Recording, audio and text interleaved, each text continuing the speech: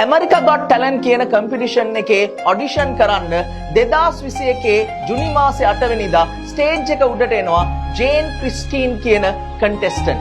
මෙයා ස්ටේජ් එක උඩට ආවම අහනවා ජජස්ලා ඔයා අද මොකද්ද කරන්නේ කියලා. එයා කියනවා I am performing my own original song කියලා.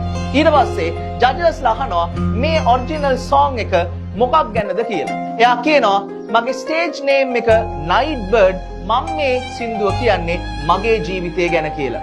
ජේන් කියලා කියන්නේ මේ වෙනකොට ස්ටේජ් 3 කැන්සර් පේෂන්ට් කෙනෙක්. එයාගේ ලංග්ස් වලට, ස්පයින් එකට, ලිවර් එකට එයාගේ කැන්සර් එක හොඳටම ඩැමේජ් කරලා තියෙන්නේ. ඒ විතරක් නෙමෙයි ජීවත් වෙන්න chance එක තියෙන්නේ 102යි. මේ විදිහට කැන්සර් සෙල්ස් එයාගේ ඇඟ මැරුවට එයාගේ හීන ටික මරන්න කැන්සර් සෙල්ස් වලට බැරි වෙනවා. එයාටම කියා ගන්නවා 2% is not 0%, thereby I will go and compete කියලා.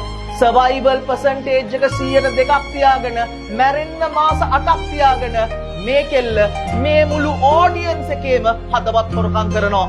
මේ මුළු audience එකම සින්දුව ඉවර වෙද්දී හිටගෙන අප්පුඩි ගහනවා. සයිමන් කවෙල් හැමෝටම එක දේවල් කියන ජජ ඇස්වල කඳුළු පුරෝගෙන ගෝල්ඩන් බසර් එක ඔබනවා. පුතා තමන්ට තියෙන දේවල් හැමදේම නැති වෙලා සර්වයිවල් chance එක බිඳුවටම ලං වුණත් රාත්‍රිය කොච්චර අඳුරු වුණත් ඒ අඳුරු රාත්‍රියේ දී ගයන නයිට් බර්ඩ් කෙනෙක් වෙන්න පුළුවන් පුතා ඔයාට. අන්න ඒ රාත්‍රියේදීත් ඔයාට ගෝල්ඩන් බසර් එක ජීවිතේට ළඟා කරගන්න පුළුවන් පුතා.